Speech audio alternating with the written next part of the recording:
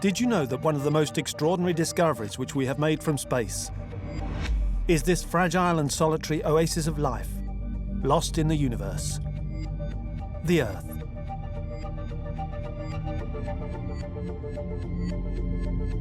Did you know that with the help of space technology, we have learned more about it in the space of a few decades than throughout the previous millennia?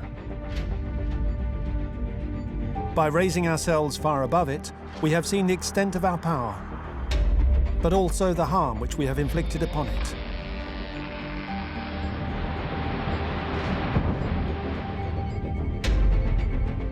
But space also offers us a means of recognizing and reducing the threats which weigh on the environment. And what if the salvation of our planet were in the sky? Before taking off for 6 months, to a height of 400 kilometers, let me take you on a journey towards the planet Earth.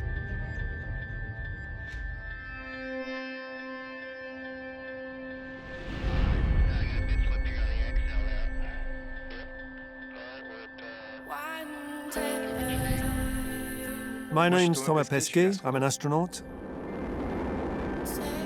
I'm in training for a mission, 6 months in the International Space Station.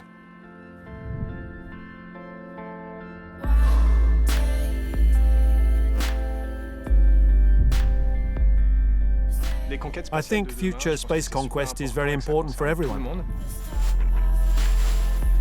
The further we look into space and the more we look at our past, it's clear that a planet like Mars is where our future lies.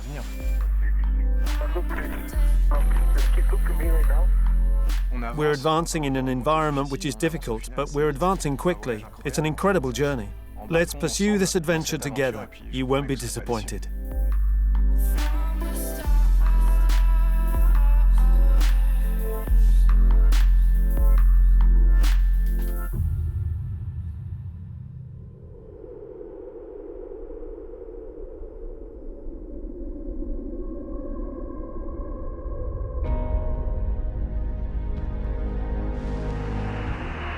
Believe it or not, it was the moon which showed us the Earth. It was just a few grains of time ago, Christmas Eve 1968. For the first time in our history, men were flying beyond the Earth's orbit. These men were the 3 astronauts of the Apollo 8 mission. Their task was to photograph the surface of our satellite in provision for a future landing.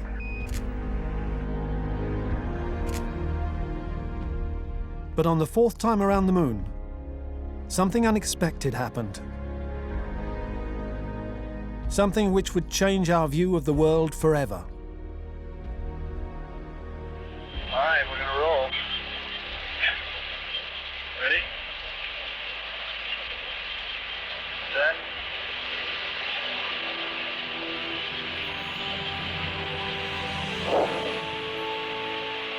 Oh my God, look at that picture over there. There's the Earth coming up. Wow, is that pretty? Hey, don't take that, it's not scheduled. Never before that day had any human been able to contemplate the Earth from such a distance. Hand me a roll of color, quick. Oh man, that's great. Where is it? Quick. Here. Ready? Got it? Yep. Take several. Take several of them. Here, wait a minute, let me get the right setting here. Calm down, Bubble. Oh, I got it right. Oh, that's a beautiful shot.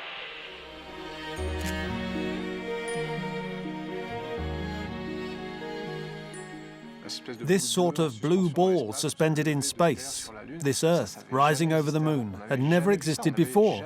We had never been aware of the fragility of the Earth, this ocean of life surrounded by darkness, the total spatial void. So ecological awareness began with those photos. There's a big pond cloud bank going northeast. The waters are all a sort of a royal blue. Reflection off the Earth is much greater than the moon. The accounts of these astronauts fascinated by the view of Earth from space nourished my childhood dreams and my desire to explore. And when in my turn I tear myself from the Earth's gravity, when I'm aboard the International Space Station, I too will undoubtedly feel the need to turn my gaze towards our common cradle.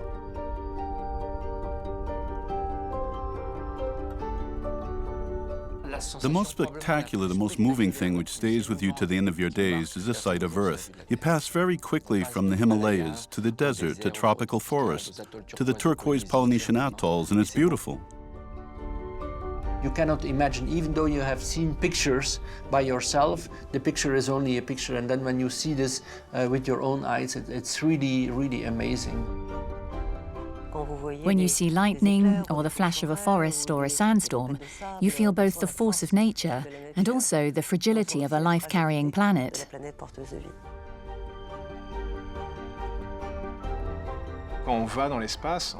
When you're in space, you have the distance to see the Earth's fragility. The layer of atmosphere is absurdly thin, but contains all known life. You also see the effect of man, atmospheric pollution, oil dumping in the Atlantic.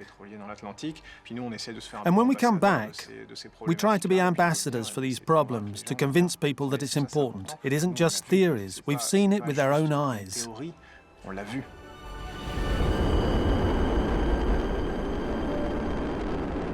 But for a scientific study of our planet, there's nothing like the keen eye of a camera, a radar, a spectrometer, mounted on an artificial satellite.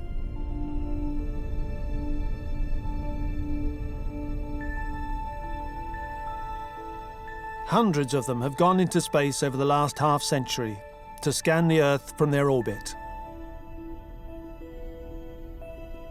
They allow us to diagnose our true state of health. Thanks to the satellites which revolve around our planet, we have permanent means of observing the whole planet.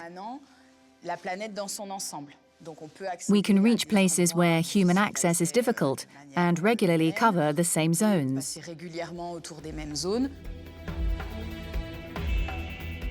This global vision of our planet has opened our eyes to the upheaval faced by our environment. Starting with the atmosphere, this film of gas which envelops the Earth and makes life possible. Satellites have been responsible for significant progress in the relative sciences, meteorology. In my own small way, as an airline pilot, I know just how vital it is to have advanced knowledge of pressure, wind, and rainfall. But at a higher level, meteorology is the first stage for climate awareness.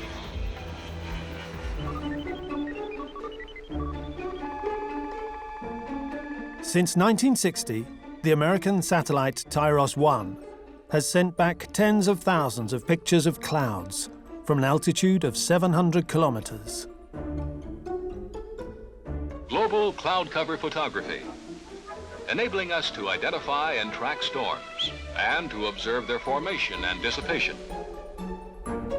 Since then, orbiting meteorological satellites have multiplied. Some of them glide all the way around the Earth, while others maintain a fixed position above the planet, at what is a staggering altitude even for astronauts, 36,000 kilometers. Together, these satellites form an array of irreplaceable tools for measuring temperature, humidity, wind, atmospheric currents, and generally scrutinizing the dance of the elements.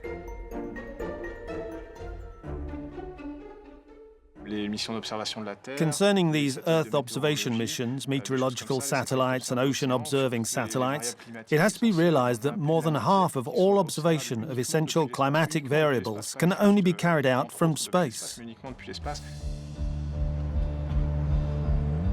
Meteorological data is essential because it forms a day-to-day diary of our climate.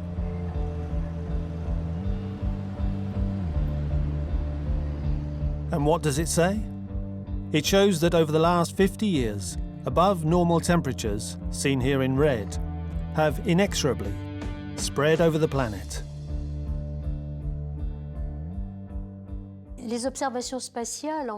Space observation has totally confirmed that the Earth's climate is in the process of warming up, of changing. It's seen in various ways. In a normal balance, the Earth should send back as much energy into space as it receives from the Sun. However, an imbalance has been measured. That is to say that today the Earth sends back less energy into space than it receives from the Sun, which means the Earth is storing energy in the form of heat. As you can guess, it is greenhouse effect gases which are holding in this atmospheric warmth. Gases which have become invasive through the effects of human activity. These are methane, nitrogen dioxide, carbon dioxide, gases which are invisible to the naked eye. But information collected from space allows their presence in the air to be measured, particularly carbon dioxide, shown here in red. Thanks to its OCO2 satellite, NASA has reached an impressive conclusion. The present level of CO2 in the atmosphere is the greatest it's been for at least 800,000 years. So much for the evolution of our precious atmosphere. What will happen to it from now on? It fascinates me how well, by standing back in space, we can read our planet's future, like in a crystal ball. The observation data which we receive from space allows us to come up with mathematical forecasts with which we can predict what is going to happen in 3 days, but also in 10 years, in 50 years, in 100 years. To establish such long-term forecasts, we need satellites capable of exploring another essential element of our climate system.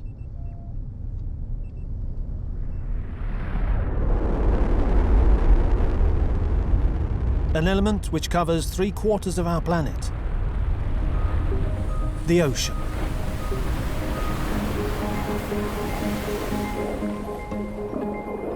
When you dive, as I did during my astronaut training, you don't necessarily realize it, but all the seas of the world suffer directly from the effects of atmospheric warming. Today, the ocean stocks more than 90% of this excess heat which has accumulated in the system over the last 50 years. It is absorbed by the ocean's surface layer. But one of the big questions is, will this heat go towards the bottom, which would slow down the effects of climate change for those on land? Or will it stay on the surface, in which case the effects will be felt more quickly? So understanding the role of the ocean in climate change is essential. Satellites can precisely follow this excess warmth in the seas. They recognize changes in surface temperature and can track hot and cold currents. But most importantly, they provide one extraordinary measurement, that of water relief.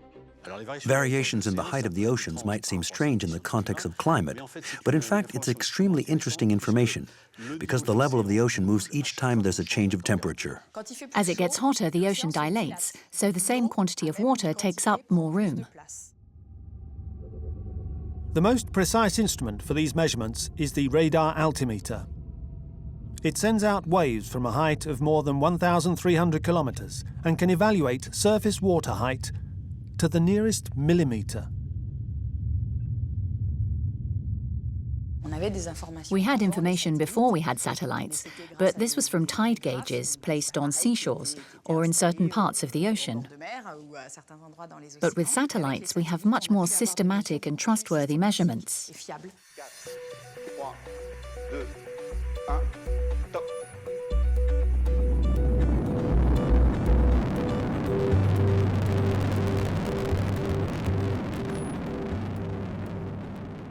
When the first altimetry satellite was launched in 1992, it had a 10-day cycle. And when the first 10-day series of measurements was analyzed, it gave us a marine current chart which was more precise than anything obtained over the previous 150 years of scattered sea and shipborne observations.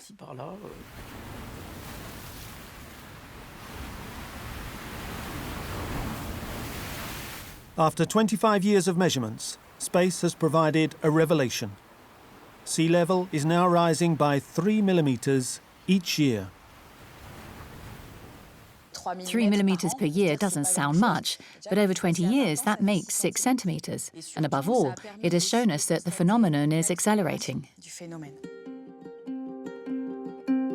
From a Western point of view, rising water seems a far-off prospect, reserved for the atolls of the Pacific. But given the data from space, the phenomenon takes on other proportions. NASA forecasts that by the end of our century, hundreds of millions of people living on the lowest land, shown here in mauve, are in danger of being submerged by the waves. Meaning that territories like Bangladesh and the Netherlands could be struck from the map. Satellites tell us that another growing phenomenon is adding to the rise in sea level. As of the 90s and beginning of the 2000s, Greenland and the Antarctic started seeing an acceleration in the loss of ice mass. Glaciologists were extremely surprised. They weren't expecting it at all. The discovery of this phenomenon was thanks to space observation. After 15 years of analysis, it is clear that the phenomenon is continuing and is firmly linked to the current warming of the planet.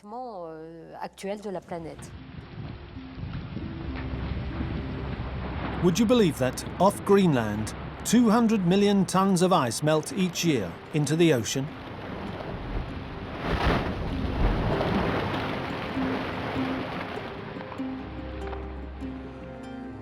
To that, you need to add the salt water of icebergs. Seen from space, the ice flow some summers is half what it was 30 years ago.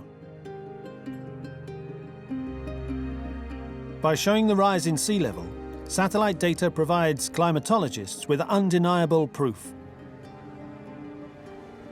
It allows us to state with a high degree of confidence that the climate is changing and that the planet is warming up.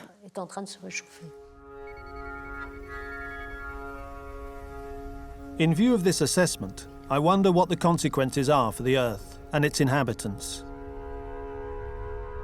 Because from space, the human eye struggles to appreciate what is happening to the planet. But satellites notice in fine detail the effects of warming on the ocean's entire ecosystem.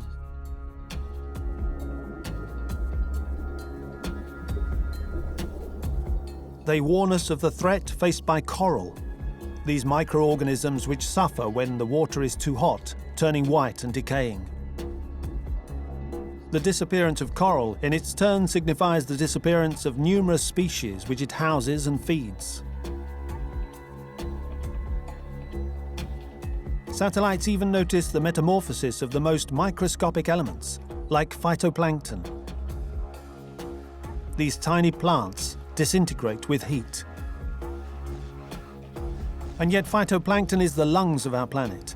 It absorbs a large part of the CO2 which we produce and turns it into oxygen. What I find even more fascinating is that plankton is the larder of the oceans. Plankton is the first link in the food chain, providing food for small mollusks, then small fish, medium-sized fish, large fish, those which we go on to eat, and the species which we try to protect. From the infinitely small, we can work back up the chain of species susceptible to climate change, exploring all the aspects of biodiversity. That's where another space tool comes in, which you might already know. You need to go to France, to the control center of the CLS organization in Toulouse, to discover it. Here, the entire world can be seen quivering before the eyes of the operators. Their mission is to ensure that the satellites correctly forward the information sent by the transmission instruments, Argos beacons. We follow more than 10,000 beacons here in Toulouse, and the information is dispatched across the whole world. For example, in the middle of Russia, certain scientists are following a wolf. Around Tasmania, scientists need to follow whales and sharks.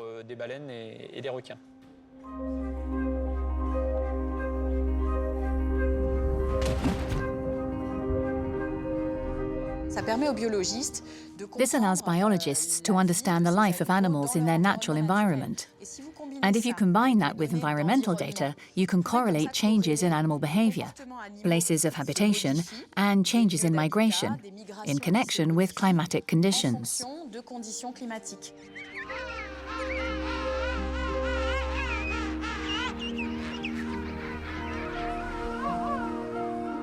The Argos beacons are attached to animals' backs, as with these king penguins in the Antarctic. They allow biologists to follow the trajectory of these penguins without leaving the office. I find the conclusion of this study deeply upsetting. A 0.3 degree increase in the average temperature of the polar environment diminishes the survival of these animals by 10%. With climate warming, the species is near to the threat of extinction.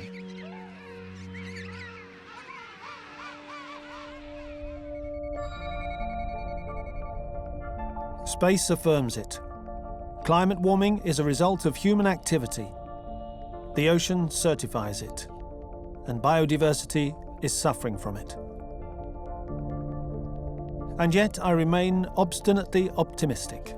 I'm sure we can find in space also remedies for this evolution. What awaits me in the space station confirms it for me. When you go into space, you become aware that we are all aboard the Earth, with people we haven't chosen and limited resources, which is similar to the situation of astronauts on the ISS.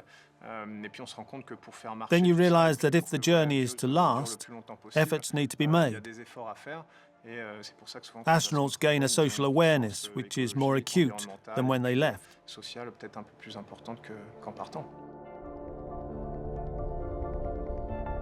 Coordination, sharing, and resource preservation are undoubtedly the best ways of perpetuating life. And space technology is providing precious aid in this domain.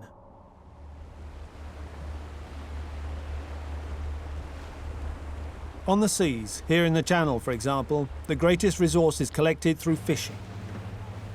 All of Europe's trawlers can be pinpointed by patrol ships, like this one, the aptly named Themis. Themis, goddess of justice and law, daughter of Gaia, the earth, and Uranus, the sky. In order to protect the marine ecosystem, the captain, Christian Sauvage, relies on the sky through the intermediary of a satellite transmission system, the VMS. Ici, tu vois, ouais, c'est le Félire, c'est des bateaux de Saint-Brieuc, ça. Ici, Sailfort, c'est Saint-Brieuc aussi. Non, et puis là, il y a ce paquet là qui est peut-être intéressant. Là. Je sais que c'est des bateaux qui ne sont pas inspectés souvent. Je peux, pour chaque navire, I can see the position of each ship. sa vitesse. Donc, si c'est, par exemple, For example, if there's a trawler traveling at 3 knots or so, it's probably in the process of fishing. 3 nœuds et fort probablement en action de pêche.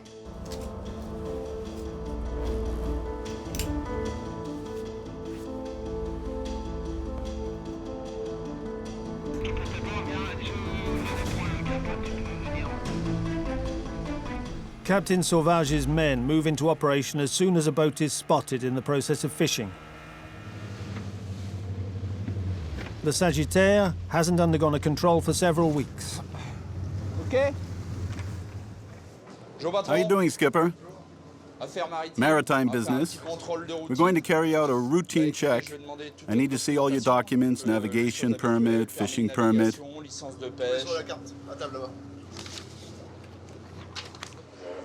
Okay, I have to see everything that you've done since 11 o'clock this morning.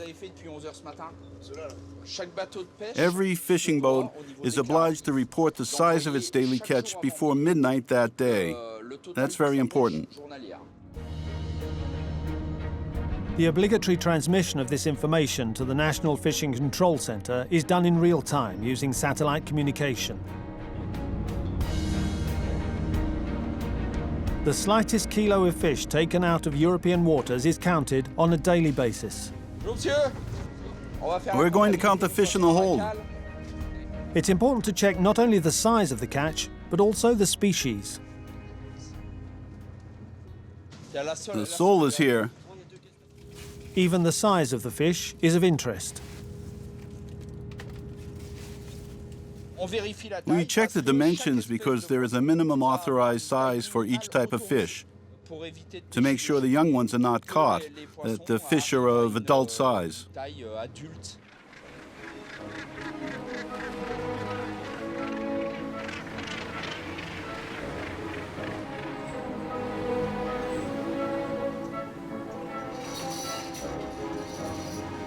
With the help of satellite transmission, 300 boats like this one are checked each year in France alone.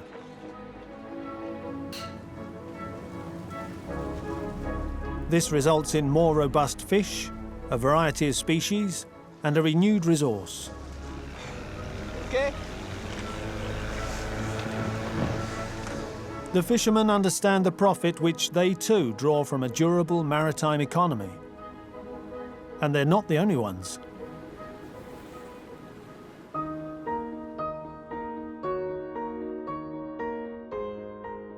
From space, the seas reveal to us their most closely guarded secrets, like the meandering currents forming swirls worthy of a Van Gogh painting.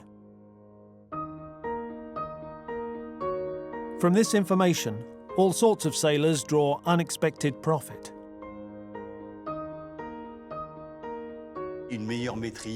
Better understanding of the ocean brings about more efficient maritime transport.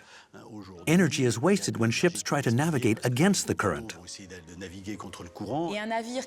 A ship navigating with the current consumes less fuel, so its carbon footprint diminishes. That's a saving for the ship, and a smaller carbon footprint, so everyone wins. And when captains remain deaf to the environmental sirens and discharge their fuel on the high seas, observation satellites are there to play the ocean's sentinels. Oil dumping may be accidental or intentional, little matter. The role of satellites today is to spot it in real time and to alert the authorities immediately, who can then go to the zone straight away and make contact with the ship responsible. This morning, an oil tanker from Malta broke in half off the coast of Brest, dumping 30,000 tons of oil. Worse than oil dumping, an oil slick. Erika in 1999, Prestige in 2002, a BP oil platform in the Gulf of Mexico in 2010. On each occasion, hundreds of thousands of litres of hydrocarbon spilt into the seas. And did you know that a single litre pollutes 1 million litres of water? Fortunately, from space, the position of the slick is monitored in order to contain it as quickly as possible, thereby avoiding the worst.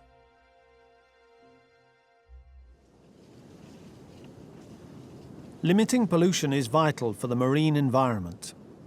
But I must admit that I don't believe this is sufficient to counteract global warming.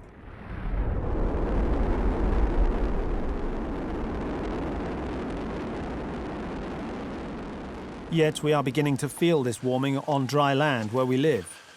I remember the heat wave during our training walks in Sardinia.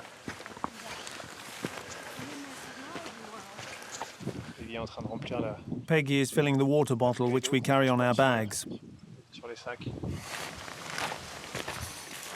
But this type of weather, which is normal in the Mediterranean, is in danger of becoming common much further north.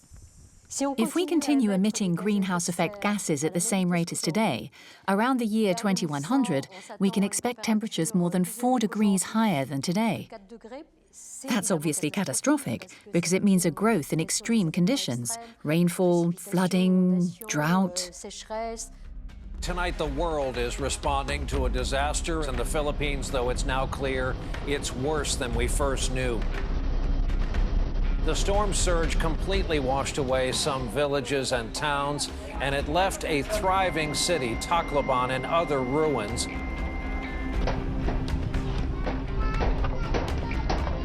Do you remember the 8th of November 2013?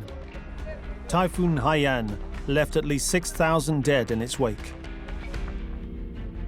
But there would have been even more victims if it hadn't been anticipated from space. which allowed the evacuation of part of the population. Weather satellites witnessed in real time how, over a few days, a tropical storm turned into a typhoon, and eventually a super typhoon.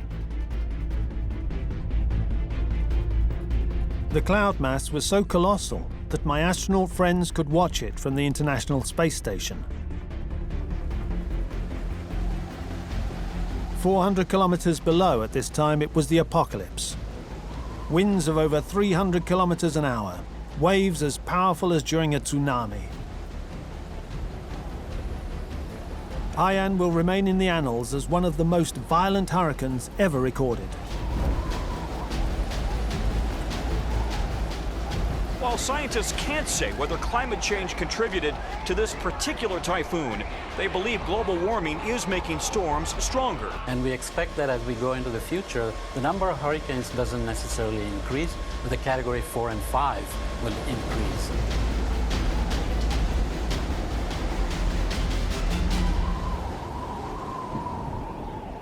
When the monster had passed, satellite photos of the town of Tacloban showed the extent of the damage. These pictures were taken by an American observation satellite, picked up by the Japanese Space Agency, and immediately transmitted to the Philippine authorities. This level of cooperation is fascinating. It is thanks to an agreement in 1999 which links the space agencies of the whole world, the International Charter on Space and Major Disasters. This charter helps countries with the provision of information free of charge derived from satellite imagery that is given to the national agency in charge of responding to the disaster. The result is that normally in less than 6 hours, rescue teams have the first maps showing the places where buildings, bridges, and roads have been demolished. So they don't have to set out blindly, not knowing what is demolished or not, but can be as efficient as possible.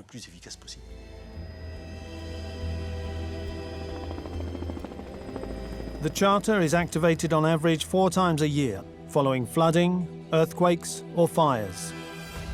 It means that each time, lives are saved. But with climate warming, it may be called into action more and more frequently.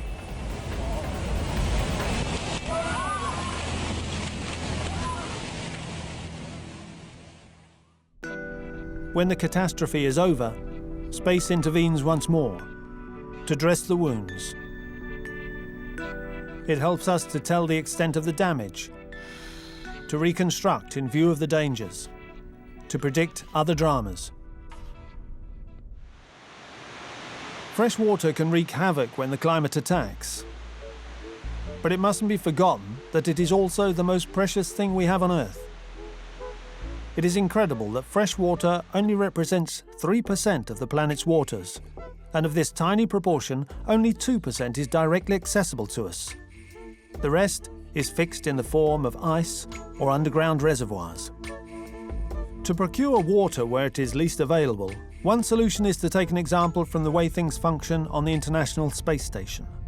95% of the water on the ISS is recycled to avoid needing supplies. This gives rise to recycling systems on Earth for places with no available drinking water. From a wider point of view, space opens unprecedented possibilities for evaluating freshwater reserves. Looking forward to 2020, a mission baptized SWAT will be able to use altimetry techniques, the same as those used to observe ocean height, to measure stocks in lakes and marshes.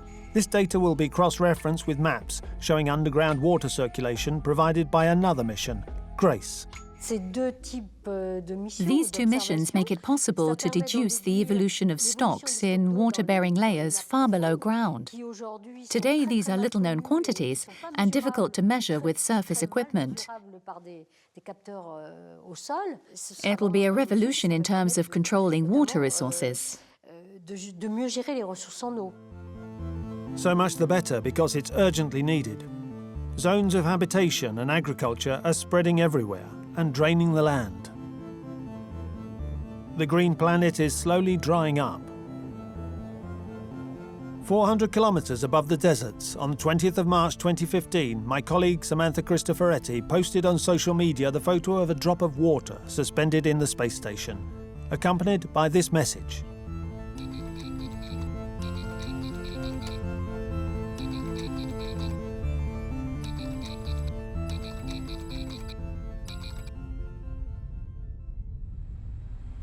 Samantha was echoing the warning put out the same day by the United Nations. At the present rhythm, in 15 years, it will no longer be possible to satisfy 60% of the water needs on Earth. Fortunately, our planet conceals treasure which no space vessel can harbour. Natural reservoirs buried hundreds of meters underground, which still contain millions of cubic kilometers of fresh water. All we need now is a magician's wand to detect them. And a French engineer has found this wand in space.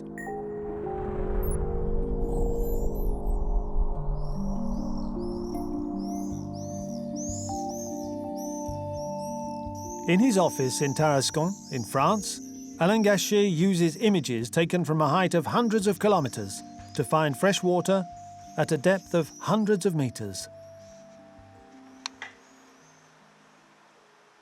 In 2011, there was a terrible drought which affected 30 million people across the entire Horn of Africa. Several 100,000 head of cattle died from thirst. Pastoral populations live from their herds. That gives you an idea of how many people died.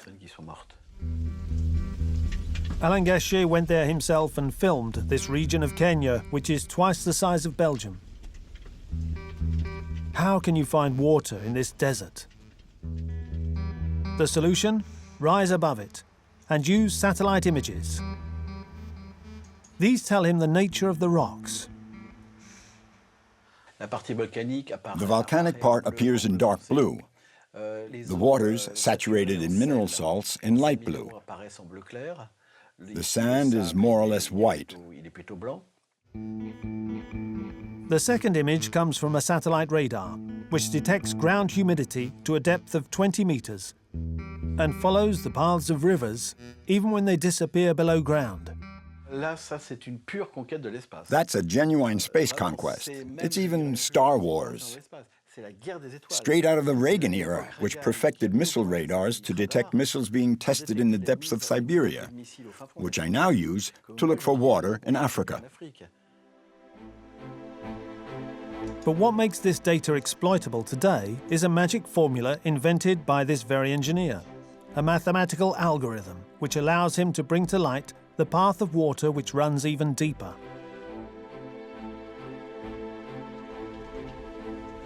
And this information reveals that river water coming down from the high Kenyan plateaus continued flowing underground and is still there, hundreds of meters down, in the form of gigantic reservoirs called aquifers.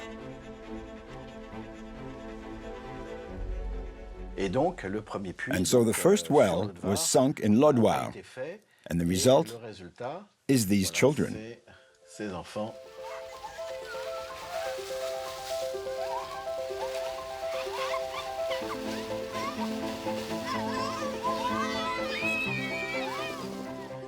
Never in their lives had they seen pure water, which you can drink without fear, and which will change their lives and their state of health.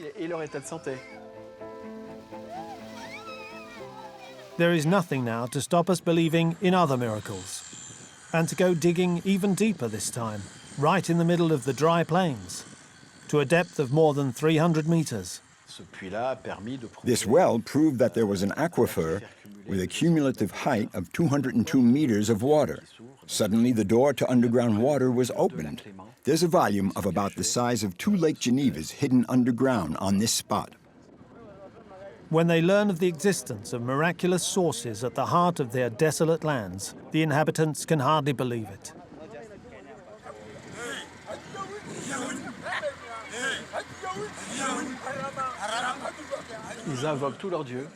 They evoked all their gods and insulted them for letting them die of thirst when they had water right under their feet. Here they're chasing out the demon.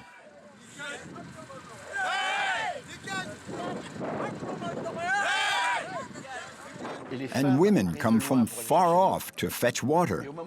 And when I went to get back into the car, they flocked around me to thank me.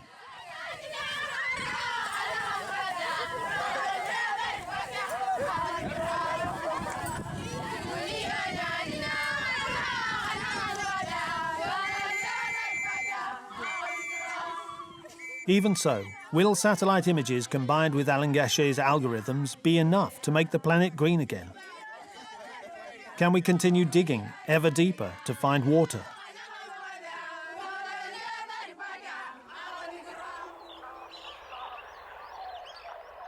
I feel it would be a good idea to fight to preserve our most fabulous humidity reserves, the forests.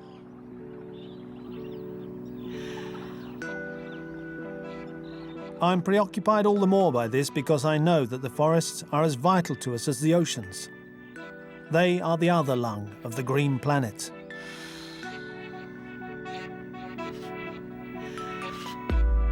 This satellite data shows clearly that carbon, which invades the atmosphere in winter, reduces enormously in summer, when the leaves have grown, just to return the following winter. We know that forests play an important role because they're capable of trapping CO2 and turning it into wood. But today we don't know how to measure it directly. However, it's extremely important for understanding the anthropogenic carbon cycle, that is to say, linked to human activity, for recognizing the sources and constructing a model of the climate of the future. Precise evaluation of the quantity of carbon swallowed up by the forests is the mission of a new European satellite, Biomass, which will be launched around 2020. I'm counting on it to convince humanity of the importance of preservation.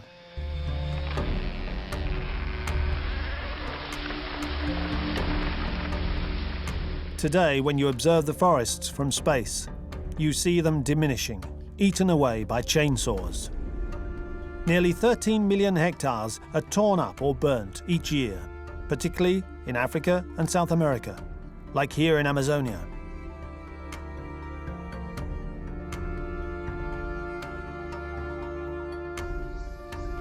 The greater part is sacrificed to agriculture, to cattle rearing, to palm oil.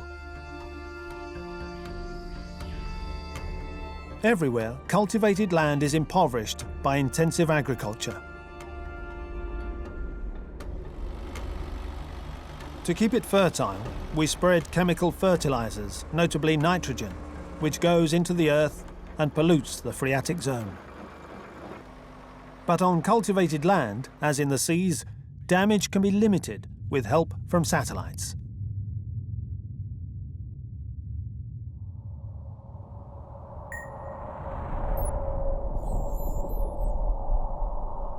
In the Champagne region of France, a high-tech farmer uses space for limiting the dose of nitrogen to the minimum necessary.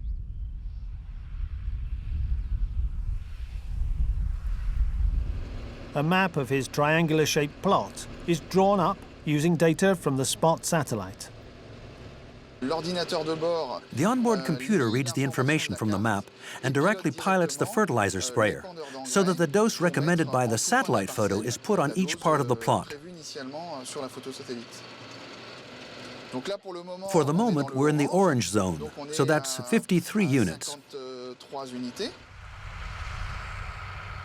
From an altitude of 800 kilometers, SPOT distinguishes the poorer parts of the crop, in orange and red on the map, from the denser parts where the soil is richer. Now we're in the green zone of 0 nitrogen units, so there's no need for it here, and we're making a real savings. That's the whole benefit of the photo. Without this information, I would probably have put 50 all over. Savings for the farmer, less nitrogen in the phreatic zone. Everyone benefits from this technology.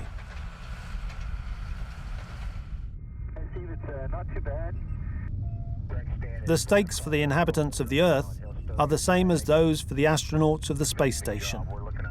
Preserve the environment's limited resources while feeding the occupants.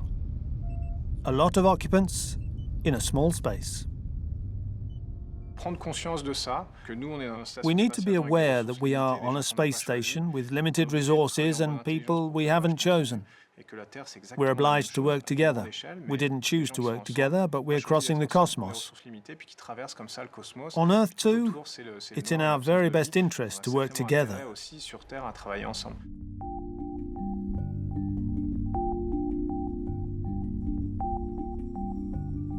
On Earth, the population has doubled in 40 years. And of these 7 billion inhabitants, more than half now live in an urban environment. Our planet has become so bright at night that as it passes beneath the space station, it looks like the reflection of the starry universe.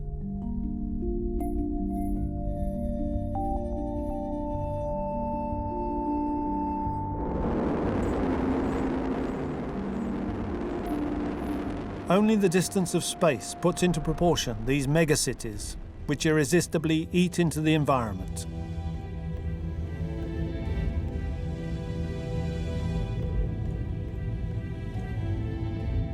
Like Beijing, the Chinese capital has spread enormously since 1978 and now has 12 million inhabitants. There are 17 million in the urban region of Los Angeles, 19 million in Mexico City, up to 37 million in the agglomeration of Tokyo. That's not counting the men and women who crowd into the shanty towns on the city's outskirts. Megacities in Asia and Latin America, then they are growing so rapidly that the decision makers in the countries, they are not really aware on where are the borders of the cities. Satellite images have become an essential tool for regulating this creeping expansion. In this way, we can have land occupation maps which are much more precise and detailed, which means that infrastructure and roads can be planned in relation to population density. And this can then be used by decision makers to reduce the impact of heat in the cities, for example, through establishing of more green space area. I'm not sure that all these measures will be enough to shore up the fundamental problem of greenhouse effect gas emissions. But I am hopeful that we will succeed through international commitments, such as those made after the COP21 in December 2015 in Paris. We astronauts are particularly sensitive to such agreements, which demonstrate that humanity has become aware of the need to react. A few days before the opening of the COP21, my colleagues at the ISS sent out a plea to the governments of the Earth, like a bottle thrown into the sea. Greetings from the International Space Station. I'm Station Commander Scott Kelly of NASA with my NASA crewmate Kjell Lindgren. It's an honor for us to be with you today. Your actions during this important meeting will send a message to the world on how we regard the future of our home planet. 2 weeks later in Paris, the deliberations reached a conclusion which delighted me. L'accord de Paris pour le climat est accepté.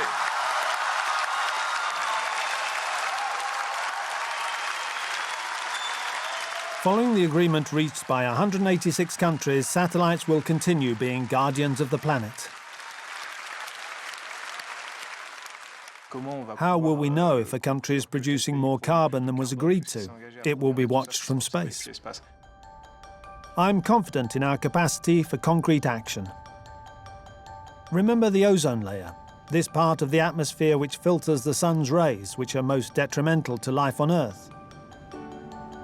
It was satellites on that occasion which detected the hole above the Antarctic caused by human activity and sent out a warning in 1985.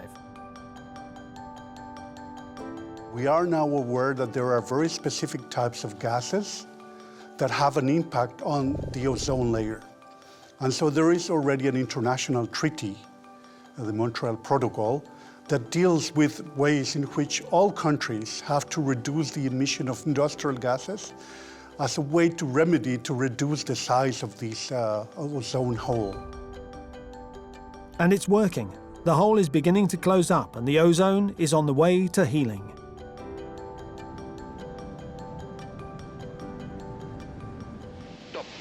Allumage du moteur Vulcain.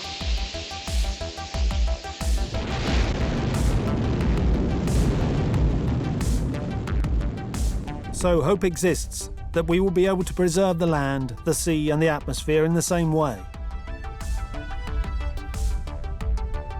Because space opens up unexpected perspectives. There is an unlimited energy source right up there. On board the International Space Station, we are well placed to benefit from it. We need to draw our energy from the sun, as we do on the ISS, where we have nearly 3,000 square meters of solar panels. We need to use the technology developed for the space station on the ground. For even more efficiency, we are now considering sending solar panels into space.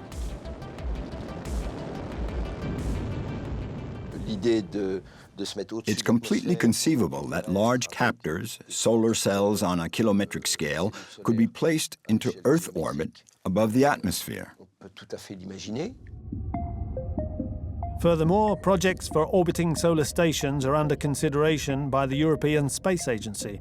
They would transmit energy by microwaves or lasers to the four corners of the Earth, day and night.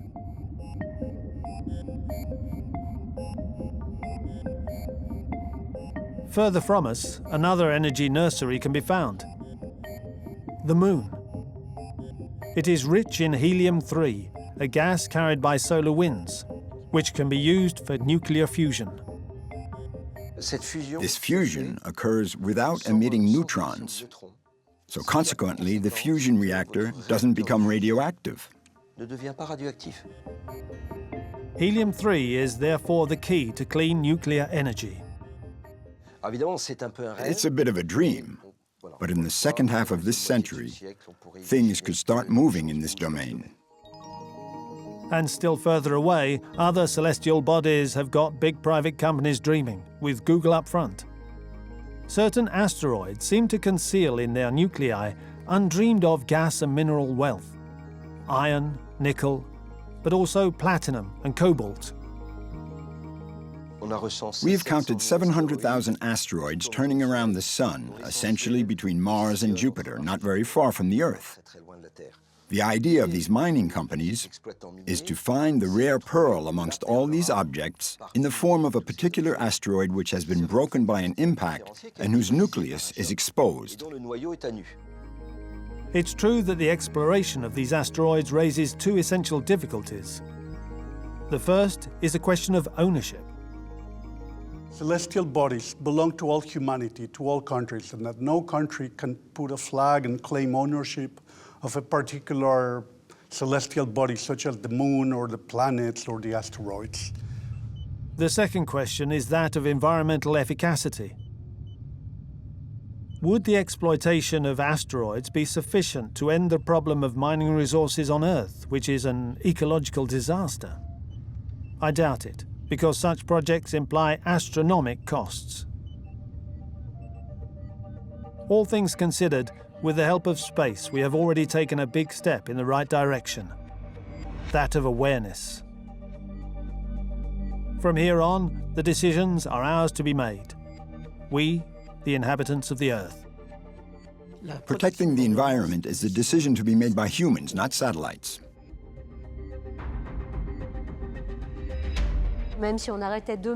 Even if we stopped greenhouse effect gas emissions tomorrow, the sea would continue to rise for decades to come. So the decision to improve the situation comes down to humans.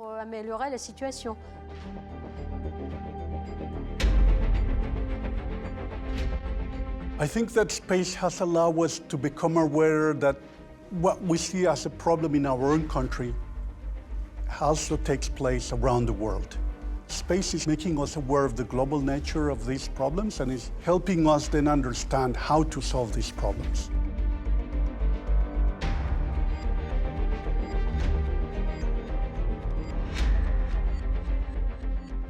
The long-term scenario which today's science fiction proposes, and which could come about in 200 or 300 years or more, is where we finally make the Earth uninhabitable and have to go and look elsewhere.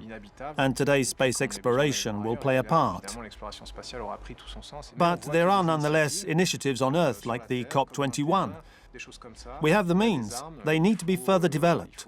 More effort needs to be put into resolving environmental problems on Earth and in space. Space has already provided us with one essential truth.